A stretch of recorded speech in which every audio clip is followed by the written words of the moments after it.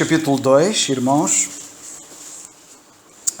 e vamos ler mais uma vez desde o versículo 12 até ao versículo 18 e vamos ver se hoje saímos do 16. Assim nos ajuda o Senhor. Vamos a isso, Tiago. Diz assim a palavra do Senhor: de sorte que, meus amados, assim como sempre obedecestes, não só na minha presença, mas muito mais agora na minha ausência, assim também operai a vossa salvação com temor e tremor. Porque Deus é o que opera em vós, tanto o querer como o efetuar, segundo a sua boa vontade. Fazei todas as coisas sem murmurações nem contendas, para que sejais irrepreensíveis e sinceros, filhos de Deus inculpáveis, no meio de uma geração corrompida e perversa, entre a qual resplandeceis como astros no mundo. Retendo a palavra da vida, para que, no dia de Cristo, possa gloriar-me de não ter corrido nem trabalhado em vão. E, ainda que seja oferecido por libação sobre o sacrifício e serviço da vossa fé, folgue-me e regozijo com todos vós. E vós também, regozijai-vos e alegrai-vos comigo, por isto mesmo. Amém. Ora, nós estamos no versículo 16, que vamos ler mais uma vez. O versículo 16 diz: retendo a palavra da vida, para que no dia de Cristo possa gloriar-me de não ter corrido nem trabalhado em vão. Para nós concluirmos aqui o versículo 16 e passarmos para o 17, eu gostava de relembrar o contexto em que nós estamos. Não nos esqueçamos que o apóstolo está a falar acerca da humildade, é o tema do capítulo 2, humildade. Apresentou o Senhor Jesus Cristo como exemplo de humildade, e como vocês vão ver, ele a seguir vai aparecer aqui como ele próprio um exemplo de humildade. Ele não diz assim, eu sou humilde, porque o humilde não diz isso, mas nós vamos ver isso no versículo 17. E no processo da humildade, ele diz no versículo 14, como vocês podem verificar, ele diz: fazei todas as coisas sem murmurações nem contendas. Isto tem a ver com humildade, porque naturalmente que quem entra em murmurações e contendas não é humilde. E isto é muito importante. Quando nós somos humildes, nós não murmuramos, e quando somos humildes, não contendemos. Diz aqui a passagem que isto é muito importante, porque isto reflete-se no nosso testemunho exterior. Diz ele: para que sejais irrepreensíveis e sinceros, filhos de Deus, inculpáveis, no meio de uma geração que é corrompida. Isto é próprio dos que estão corrompidos, dos perdidos, e perversa, entre a qual resplandeceis como astros no mundo. Portanto, ele diz: fazei isto sendo humildes, não sejais contenciosos, e diz ele que para além da contenda não devemos murmurar. E ele define, portanto eu não vou repisar o que nós já vimos, porque já vimos estes versículos, mas ele define o segredo, ou dá o antídoto, dá o remédio, dá a solução para nós podermos ser vitoriosos neste aspecto. É o versículo 16. Retendo a palavra da vida. E é retendo a palavra da vida que nós podemos ser vitoriosos. Eu queria chamar a vossa atenção para isto pelo seguinte: não tenham dúvidas nenhumas de que ou a palavra de Deus nos afasta do pecado, ou o pecado afasta-nos da palavra de Deus. Pecado e palavra de Deus não coexistem, repelem-se. E quando as pessoas vivem no pecado, não têm desejo nem vontade de ler a Bíblia, muito menos de meditar nela, muito menos de estudar a Bíblia. Não tenham dúvidas acerca disto. Quando as pessoas vivem no pecado, as pessoas não têm nenhuma vontade de se apegar às Escrituras. Aliás, eu gostava que vocês até fizessem um exame de reflexão. Como é que está a minha relação com a palavra de Deus? Qual é a relação que eu tenho com a palavra de Deus? Por exemplo, eu hoje li a palavra de Deus. Eu meditei na palavra de Deus. Se isso não aconteceu, eu não quero que vocês me respondam a mim. Pensem. Se isso não aconteceu convosco, alguma coisa vai mal convosco. E escusais de pintar a coisa de outra maneira. Estou mal.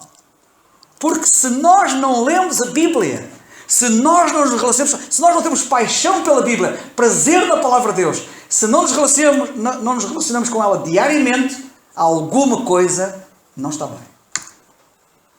Esta é que é a realidade. E o contrário também é verdade. Quando nós de facto nos seguramos à palavra de Deus e fazemos da palavra de Deus a nossa âncora, para utilizar a linguagem dele, do apóstolo aqui no versículo 16, quando nós retemos a palavra, nós ficamos habilitados a ser um exemplo. Porque a palavra de Deus vai nos dar aquilo que nós precisamos. E eu gostava de dizer isto. Ele é chamada a palavra da vida. Nós já meditamos acerca disto. É a palavra da vida porque ela dá vida. Não há ninguém que se converta sem a Bíblia. Ninguém se pode converter sem ser pela palavra. A palavra de Deus, o Senhor Jesus Cristo comparou à semente. E a semente tem vida.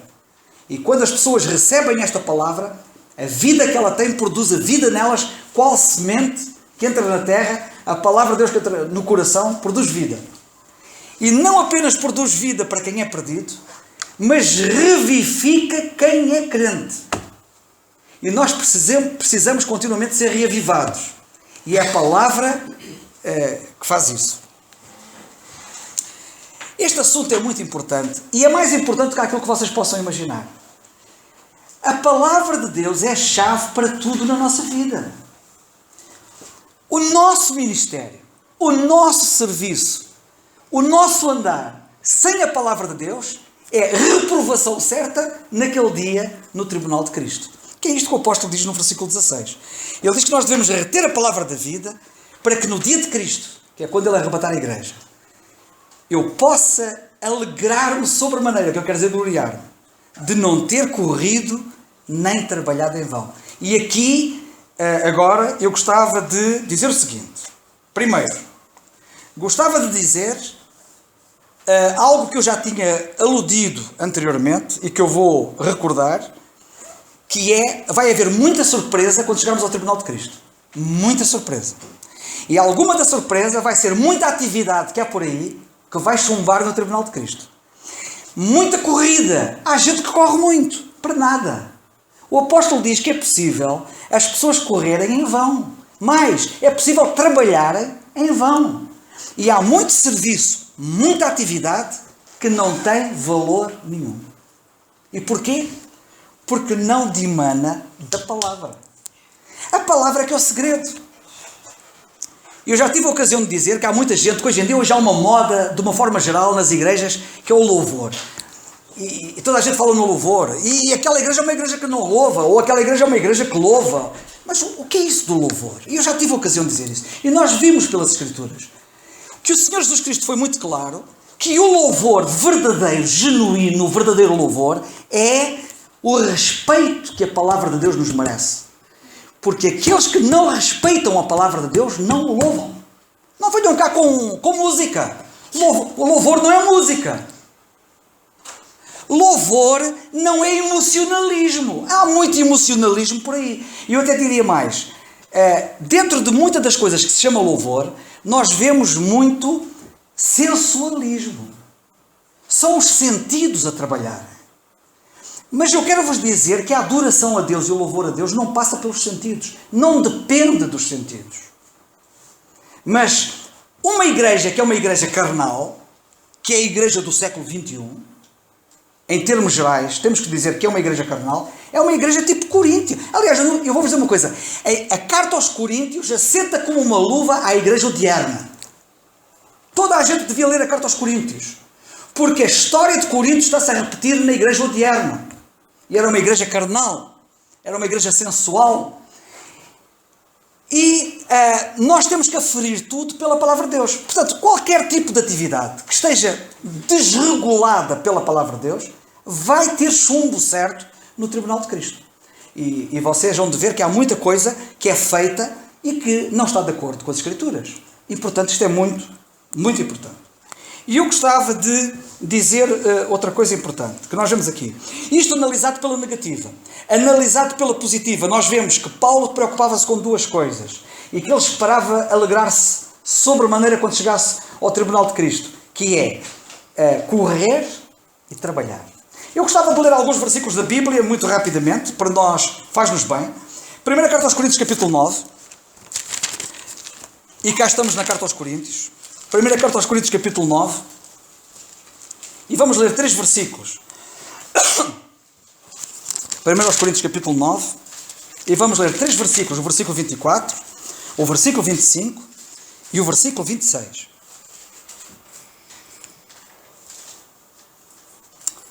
Versículo 24.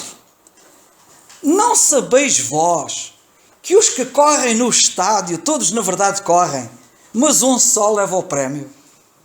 Correi de tal maneira que o alcanceis. Prezados irmãos, eu vejo poucos cristãos a correr a vida cristã como quem vai ganhar um prémio. Eu vejo muitos a viverem a vida cristã como aqueles que andam ali no passeio marítimo do Seixal.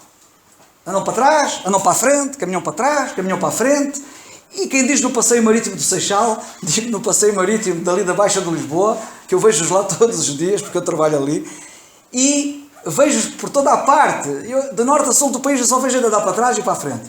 Pois eu quero vos dizer que a vida cristã de muita gente é assim. Isso não é vida cristã. A vida cristã é vocês entrarem no estádio e verem como é que correm aqueles que correm para ganhar o prémio. A vida cristã exige abnegação, aplicação, sacrifício e atitude. Empenho total. E eu vejo muita gente a andar. E eu até diria mais, há alguns a arrastar.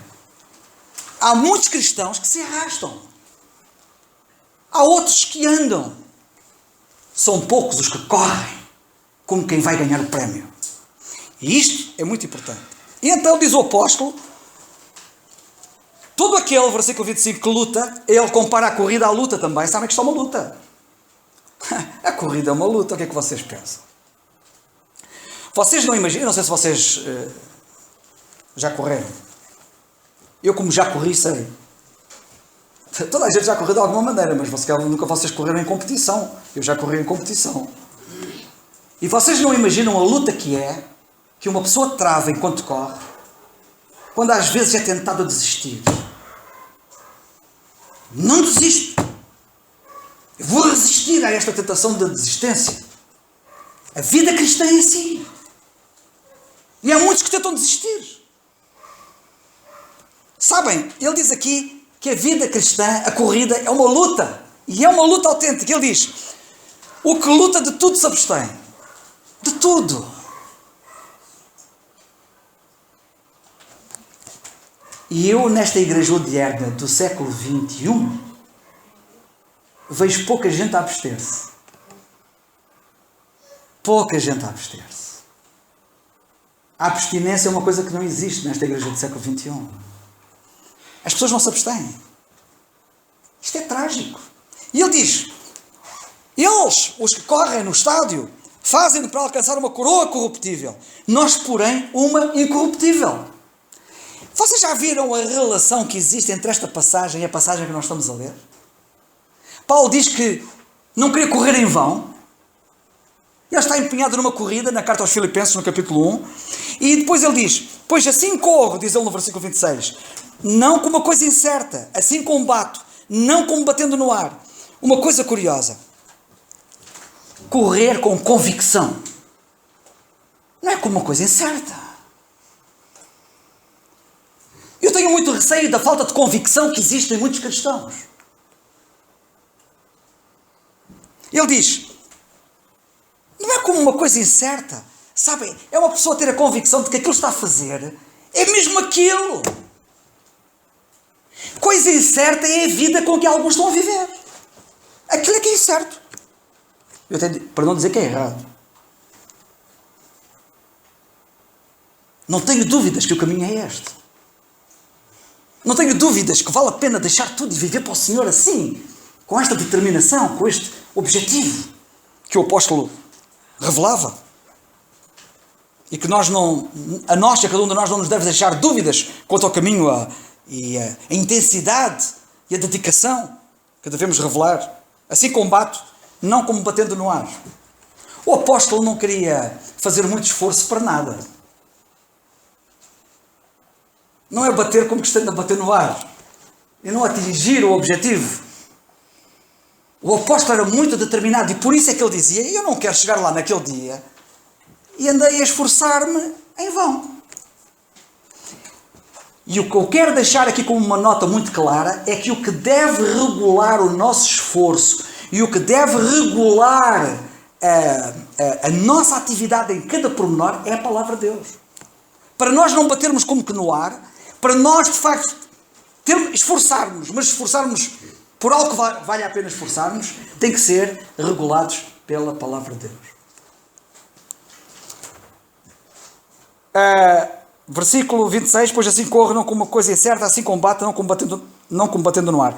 Reparem que neste contexto, desta luta e desta corrida, o apóstolo tem o prémio como objetivo.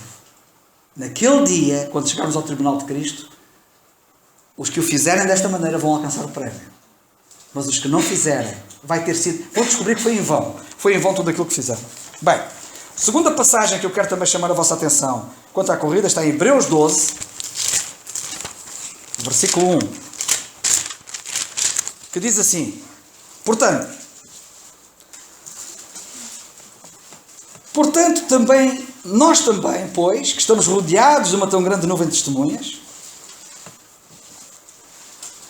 Às vezes tem havido alguma discussão acerca do significado desta passagem.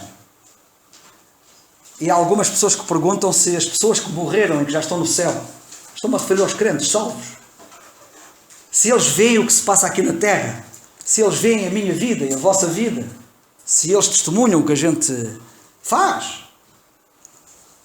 Quero-vos dizer que não. Não vou agora demonstrar isto pelas Escrituras, mas não é isto que o apóstolo está-se a referir. Quando ele diz nós também, pois que estamos rodeados de uma tão grande nuvem de testemunhas, é desta grande nuvem de testemunhas que o capítulo 11 refere. Nós estamos rodeados por exemplos fantásticos.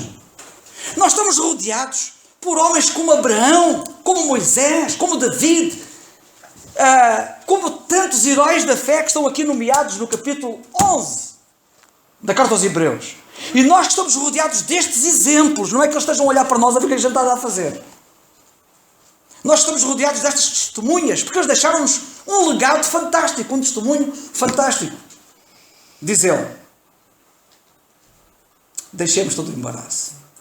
Viram a vida que eles viveram? Deixemos todo o embaraço. E o pecado. E aqui tomem atenção a uma coisa muito importante. Há pessoas que se preocupam muito em saber se uma coisa é pecado ou não é pecado. E eu por acaso acho graça quando alguns querem saber se uma determinada atividade se é pecaminosa ou não. E querem se cingir muito por isto. Olha, vou-vos dizer uma coisa. Vocês nunca procurem cingir-vos por regras ou leis, porque não é assim que a vida cristã funciona. Procurai cingir-vos por andar com Deus.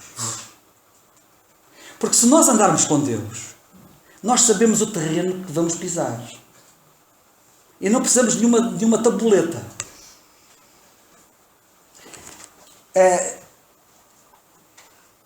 Como vocês sabem, o Charles Mackintosh escreveu o Pentateuco, um comentário ao Pentateuco. Este foi um crente que viveu nos anos 1800 e tal, em Inglaterra. Foi um grande homem de Deus. E fez um trabalho fantástico ao comentar os primeiros 5 livros da Bíblia, em 6 volumes. O Deuteronômio e o livro do Deuteronômio são 2 livros. Na versão portuguesa.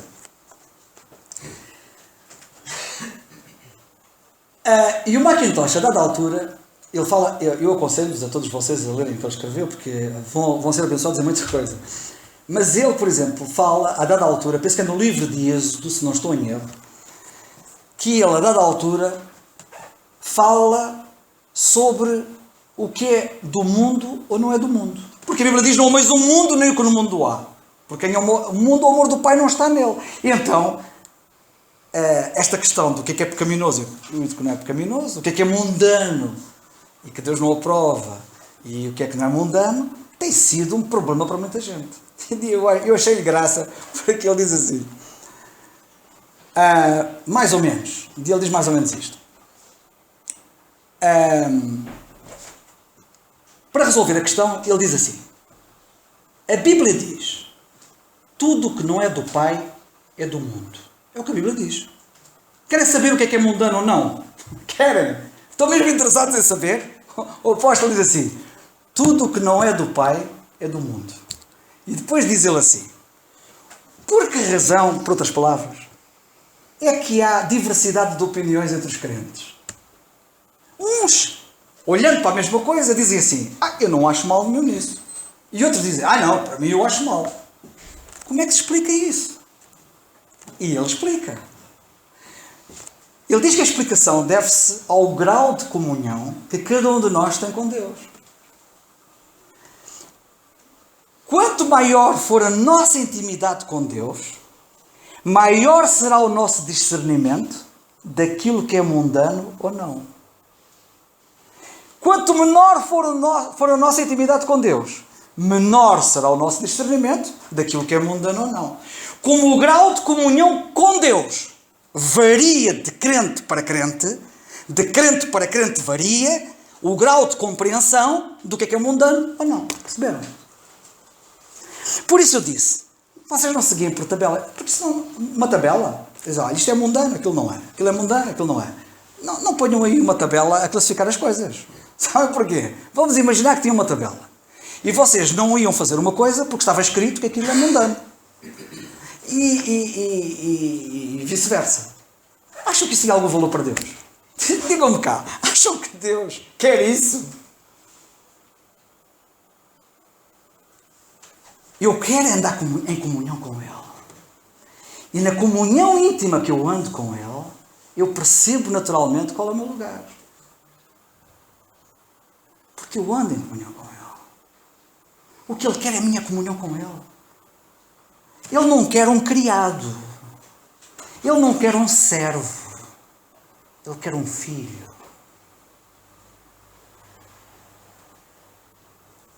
Aos criados é que a gente tem que dizer: faz isto e não faças aquilo. Mas o filho não. O filho conhece o pai. E quanto mais conhece o pai, ele sabe o que é que o pai quer e não quer, e gosta e não gosta. Percebem? Isto é... E eu, portanto, eu queria chamar a vossa atenção para isto, porque, pelo seguinte: porque que eu parei aqui e fiz esta paragem? Eu fiz esta paragem, irmãos, porque enquanto alguns estão preocupados em querer saber o que é pecado e o que não é pecado, estão tão longe do padrão que Deus tem para nós, que se preocupam com o que é pecado e o que não é pecado. Quando eles deviam estar muito mais avançados e deveriam estar preocupados com o que é embaraço ou não é embaraço. Porque há coisas que até nem são pecado, mas são embaraço. E esta? Isto vai mais longe do que vocês possam imaginar. Andamos aqui todos preocupados em saber se é pecado, se não é pecado, quando devíamos estar numa fase muito mais avançada, é estarmos a preocupar mais do que ser pecado ou não ser pecado. E há muita coisa que não é pecado, mas eu, por causa da minha intimidade com Deus, percebo que é um embaraço. E eu não quero. Se é para embaraçar, não quero. Por isso é que a Bíblia faz diferença entre pecado e embaraço. E diz: nós que estamos rodeados por uma grande nuvem de testemunhas, devemos deixar todo o embaraço. Todo o embaraço. Há muita coisa que embaraça. Olha, vou-vos dizer uma coisa. Há pessoas que andam mal. Vou dizer de outra maneira. Há pessoas que não andam como Deus gostaria que elas andassem. Ou seja, não andam tão bem quanto deveriam, porque andam no pecado. Mas quero que vocês saibam que há pessoas que não andam como deveriam, não é porque andam a pecar, é porque se deixam embaraçar com muitos embaraços.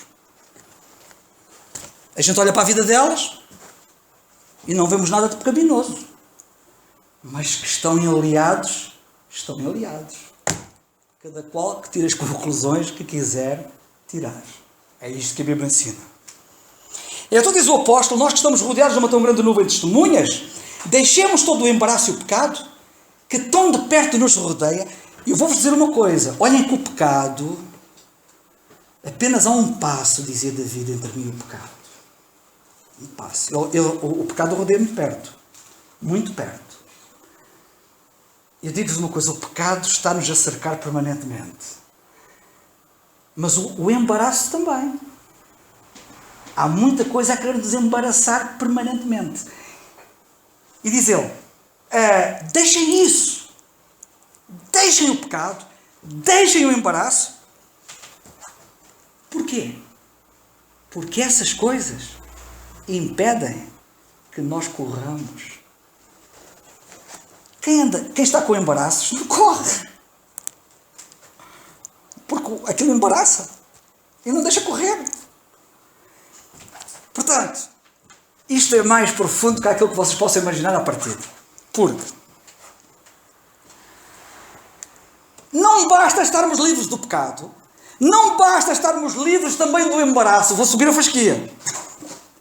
Não basta estarmos livres do pecado, não basta estarmos livres do embaraço, porque até podemos correr em vão. Que é o que diz a nossa passagem. O que deve regular permanentemente a nossa conduta é a palavra de Deus. Irmãos, a palavra de Deus é muito importante. A palavra de Deus vai regular a minha linguagem. Vai regular a minha conversa, a minha conversação, o meu discurso.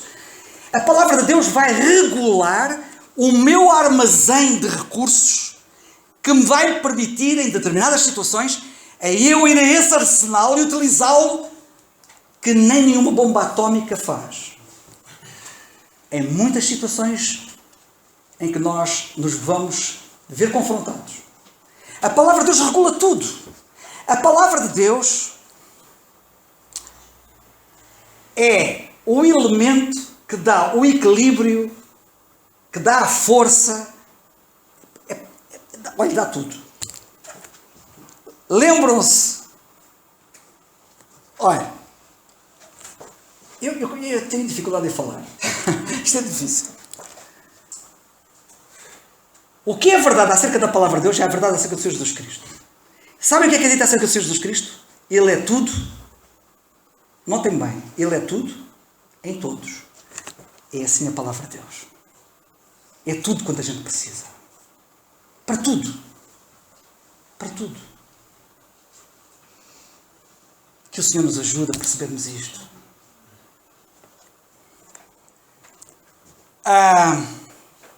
E portanto corramos com paciência a carreira que nos está proposta. Já agora deixai-me dizer uma coisa. Corramos a carreira. E já agora eu tenho que dizer isto, porque há coisas que a gente tem que dizer na hora, senão depois não. E vem a propósito. Correr a carreira não é correr a vida. Vocês sabem que há uma diferença entre carreira e vida. O apóstolo Paulo diz assim, combati o bom combate, acabei a carreira, guardei a fé. Quando ele disse isto, estava à espera que o algoz a qualquer momento entrasse na cela dele para o levar para ser morto. Ele disse isto na segunda carta a Timóteo. Foi a última carta que ele escreveu. Preso em Roma. Combati o bom combate, acabei a carreira, guardei a fé. Acabar a carreira não é acabar a vida. Ele tinha a carreira acabada e ainda estava vivo. Eu quero vos dizer que, infelizmente e lamentavelmente, a maioria dos crentes acaba a vida. Não tendo acabado a carreira. Alguns nem a começaram. Alguns andam tão distraídos que nem sabem que o Senhor tem uma carreira para cada um de nós. E a carreira não é a vida. Deus tem uma carreira. Ele tem algo que nos está proposto. A carreira que nos está proposta. Ele propõe-nos uma carreira para nós percorrermos. E é fantástico o indivíduo correr a carreira faz quase lembrar os professores que dão os testes aos alunos. Eu acho graça àqueles que acabam o teste, ainda têm tempo. O tempo que eles têm é a vida. O teste é a carreira. Acabam o teste ainda com tempo. Paulo acabou a carreira que Deus lhe propôs e ainda estava vivo. Isto é fantástico. Que Deus nos ajude. A nossa hora passa e eu vejo-me aflito com isto. Corrida. Romanos capítulo 16. Mas a vida cristã não é apenas corrida, é trabalho. Mas sabem de uma coisa? Eu não sei porquê, mas toda a gente, até a brincar, fala mal do trabalho. É anedota já acerca disso. Sempre que é trabalho, toda a gente foge ao trabalho. Porquê? O trabalho é uma bênção. Eu não vou falar acerca disto agora, mas o trabalho é uma bênção. O trabalho não é resultado da maldição do pecado. Já havia trabalho como uma bênção antes do pecado entrar no mundo. O trabalho é uma bênção que Deus dá. Bem, que haja aí muita gente que não queira trabalhar. Já no tempo do apóstolo também havia. Ele diz que não trabalhar não coma. Agora, que um crente não queira trabalhar com tanta coisa para ser feita. Irmãos, abram os olhos. Não estejam distraídos. Vejam o que é que podem fazer. Há trabalho para todos.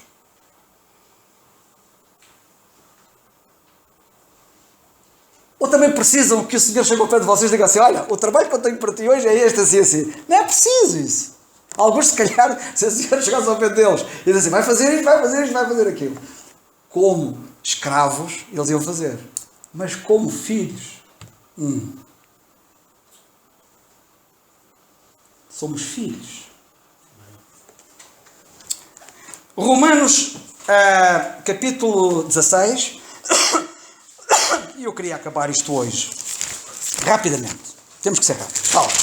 Vamos fazer aqui um desafio. Romanos 16. Versículo 6.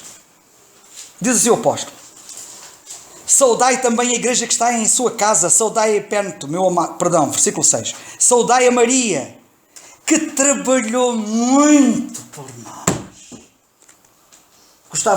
Eu gostava que o Senhor pudesse dizer isto acerca de nós todos.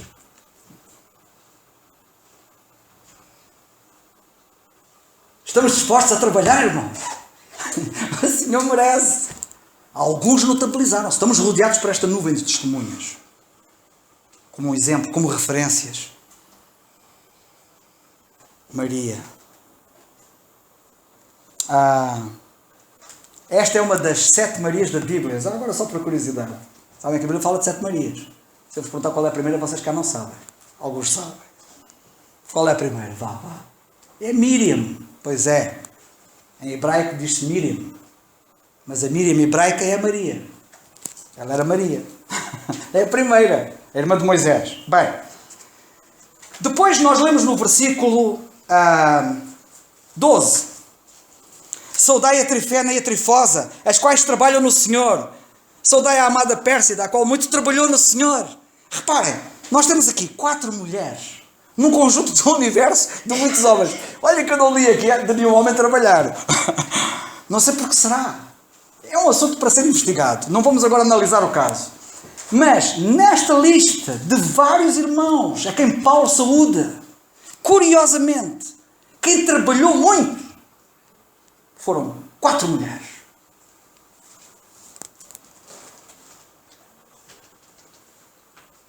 Queridas irmãs, que o Senhor vos continue a usar e a ajudar e andem para a frente. Porque pelo vosso trabalho, alguns de nós ainda estamos cá. Pela graça de Deus. 1 Coríntios capítulo 3, versículo 8.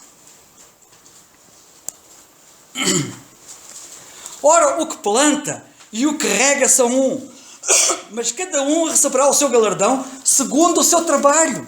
Irmãos, Paulo diz: eu não quero correr nem trabalhar em vão. É a parte negativa da nossa passagem. Mas a parte positiva é preciso correr e é preciso trabalhar. E é importante que vocês reparem que ele sabia que para a corrida e para o trabalho há um prémio. Na carta aos Coríntios nós já vimos que há um prémio para quem corre. Aqui na carta aos Coríntios, mais uma vez, nós vemos que há um prémio para quem trabalha. Já viram? O versículo da nossa passagem que eu acabei de citar, de 1 Coríntios 3,8, diz ele aqui que cada um receberá o seu galardão, ou a sua recompensa, ou o seu prémio, segundo o seu trabalho. Há tanto trabalho para ser feito. Tanto trabalho para ser feito. Vamos avançar só para vocês verem a importância do trabalho que infelizmente, há quem diga que muito do desemprego é que muitos não querem trabalhar. Eu sei que infelizmente, na atual situação em que nós estamos, infelizmente muitos querem e não podem. Mas todos nós sabemos que muita gente podia trabalhar e não quer. E foi sempre assim ao longo da história. Na nossa passagem na carta aos Coríntios, no capítulo 4 e no versículo 12, nós lemos assim: e nos afadigamos, diz Paulo, nos afadigamos, trabalhando com as nossas próprias mãos, somos injuriados e bem dizemos, somos perseguidos e sofremos. Era fantástico ele. No capítulo 15, versículo 10, primeira carta aos Coríntios, 15, 10. Lemos assim: mas pela graça de Deus sou o que sou, e a sua graça para comigo não foi vã. Já agora, uma coisa importante. Para que naquele dia eu não tenha corrido, nem tenha trabalhado em vão, a graça de Deus para comigo agora não pode ser vã. Deus é rico em graça para connosco. A graça está disponível, Deus disponibiliza-nos a sua graça diariamente em grande quantidade. Pode-nos faltar muita coisa, irmãos. Pode-nos faltar dinheiro. Pode-nos faltar até trabalho. Estou-me a referir a outro trabalho. Pode-nos faltar saúde. Mas há uma coisa que não nos falta. Garanto-vos. Quando Paulo disse que tinha um espinho na carne, acerca da qual 3 vezes orou ao Senhor, o Senhor disse: Paulo, a minha graça te basta. A graça não lhe faltou, pois não? E Ele dispensa graça em abundância para todos nós. E agora vocês reparem nesta passagem, na primeira carta aos Coríntios 15, não é? 58. Não é o 58, perdão. É o 10. Ele diz assim: mas pela graça de Deus sou o que sou. Já agora só um pequeno pormenor. Isto é fantástico. A graça de Deus transforma. A graça, se vocês não quiserem ter uma corrida, nem um esforço, nem um trabalho em vão naquele dia, se não quiserem ver que o vosso esforço, etc., foi vão, a graça de Deus não pode ser vã agora. E quando eu ouço pessoas dizerem assim: eu nasci assim, eu sou assim, o meu temperamento é assim, e eu já nasci assim, sou assim, não há nada a fazer. Quem é que disse isso? Uma pessoa que fala dessa maneira é uma pessoa literalmente que está a ter a graça de Deus como coisa vã. Porque a graça de Deus transforma. Eu sou o que sou. Não por causa do temperamento com que eu nasci. Não por causa da educação que os meus pais me deram. Eu sou o que sou, diz Paulo. Pela graça de Deus. A graça de Deus molda. A graça de Deus transforma.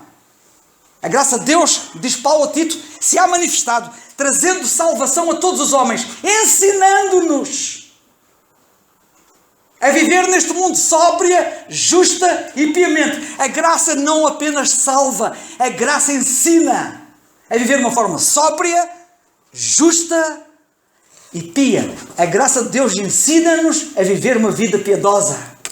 A graça de Deus ensina-nos a viver em comunhão com Deus, para que não tenhamos dificuldade em saber o que é pecado, o que não é pecado, o que é mundano, o que não é mundano. A graça de Deus ensina a viver uma vida fazendo aquilo que está certo, justa, o que está certo, sóbria, Não estarmos como que anestesiados. Alguns parece que andam aí anestesiados, parecem zombies. Há cristãos que parecem zombies.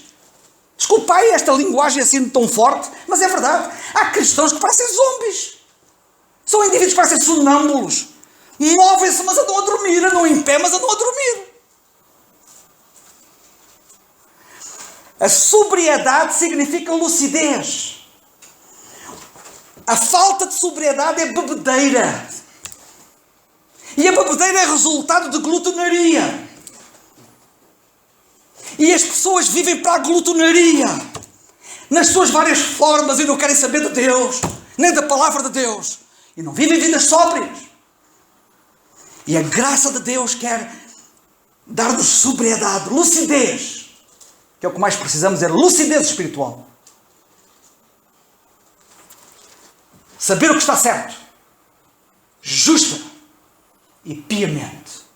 Andar numa comunhão íntima, chegada com Deus. Eu sou o que sou, diz Paulo. Não pelo meu esforço. Vocês não pensam que eu sou super-homem, podia ele dizer. Eu sou o que sou. Pela graça. A mesma graça que está ao teu dispor. E que tu tens desprezado. Porque ela tem sido vã para contigo.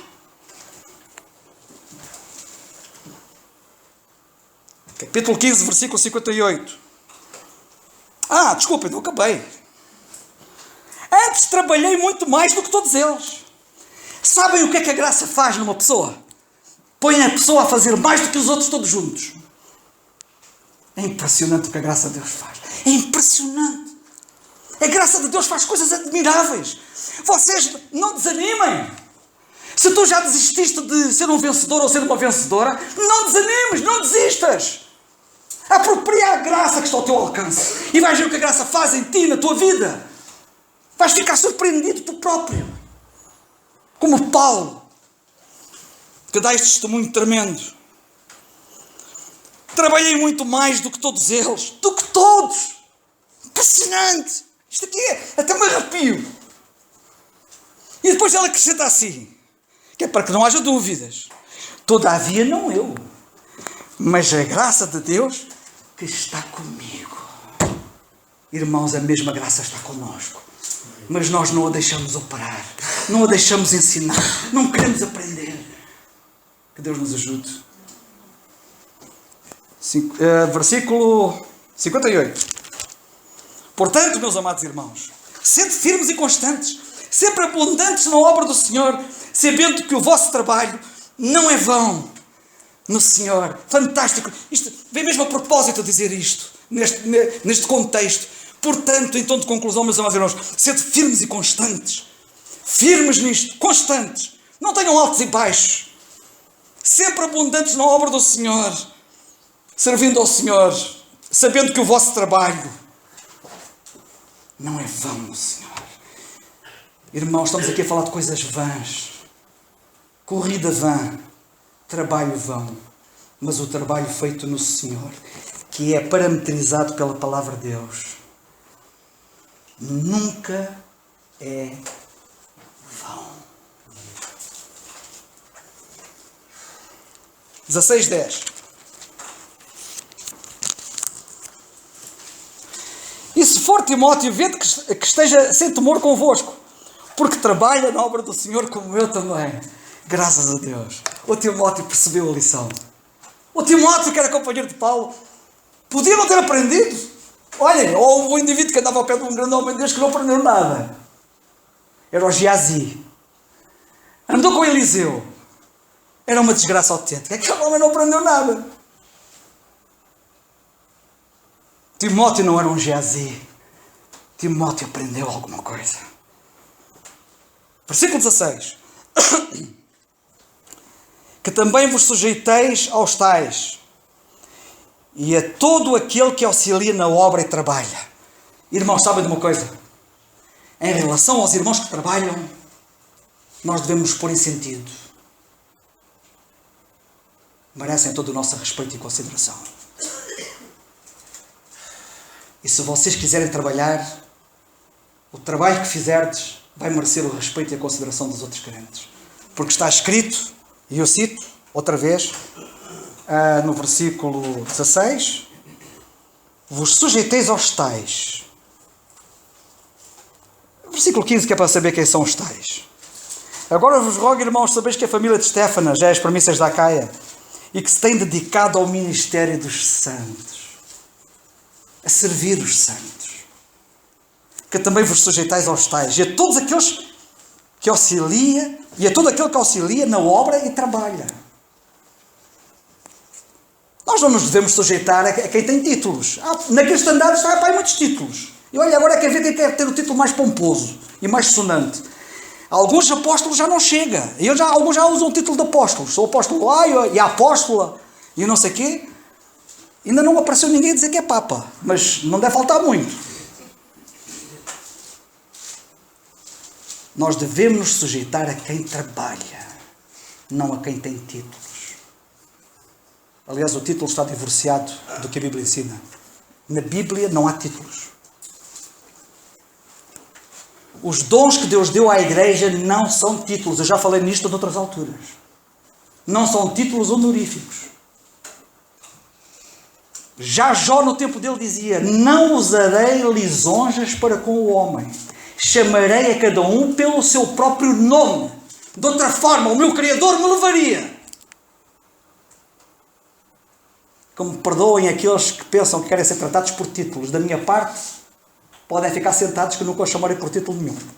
Chamá-los pelo nome que têm. De outra forma, o meu Criador a mim também me levaria. E quando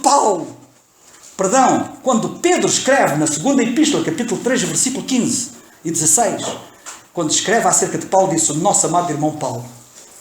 E se havia alguém que tinha títulos que podia usá-los, títulos entre aspas, se havia alguém que podia usar de títulos, era Paulo. Mas Pedro também sabia o que podia fazer. Segundo aos Coríntios 6, 5.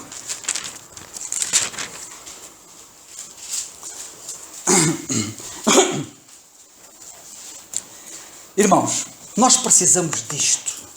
E não devemos estar descansados enquanto não alcançarmos isto. 4. Antes, como ministros de Deus.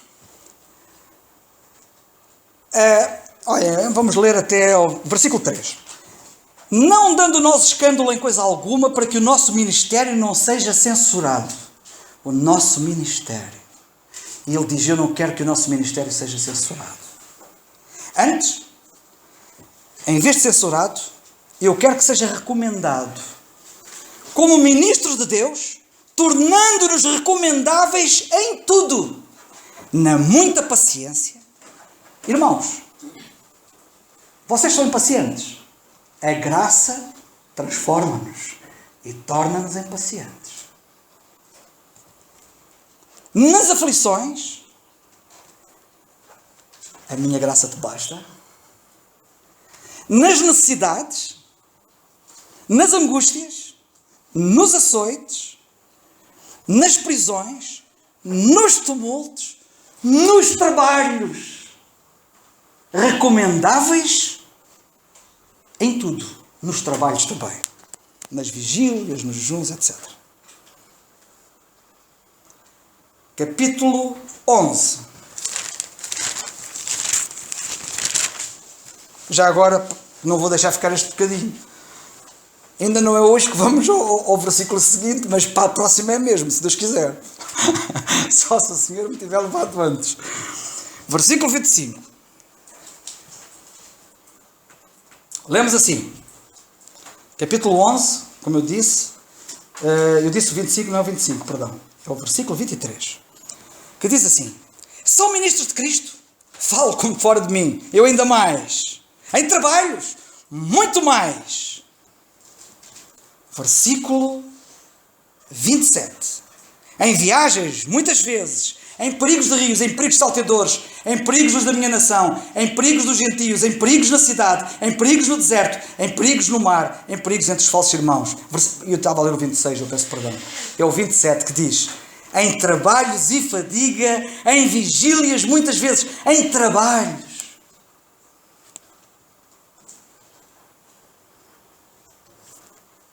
Fantástico. Sabem o que é que faz isto? A graça de Deus. É impressionante. Se vocês lerem e estudarem a vida do apóstolo Paulo, em particular, é impressionante verem o que é que este homem fez na sua vida. o que ele realizou é coisa mesmo de super-homem, que não era. Era a graça de Deus nele. Gálatas, capítulo 4. A mesma preocupação teve Paulo com os Gálatas como teve com os Filipenses, na nossa passagem. Em Gálatas 4:11 nós lemos assim, Paulo dizer aos Gálatas, receio de vós, que não haja trabalhado em vão para convosco.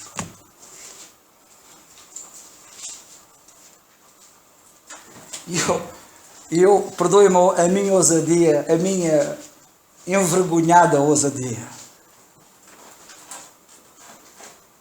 Eu espero que o estudo desta noite não seja em vão.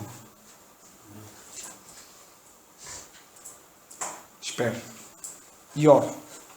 Filipenses 4:3. Na nossa passagem, lembram-se? Estamos em Filipenses. Lá mais à frente, devemos lá chegar, nós vamos assim. E peço também a ti, meu verdadeiro companheiro, que ajudes essas mulheres que trabalharam comigo no Evangelho. Porque será que as mulheres são todas notabilizadas por trabalhar? Hã? Isto é um cartão amarelo. Deixem-me passar a expressão para os homens. Peço também a ti, meu verdadeiro companheiro, que ajudes essas mulheres que trabalharam comigo no Evangelho. E com Clemente, vá lá. E com os outros cooperadores cujos nomes estão no livro da vida. Capítulo Colossenses 1:29.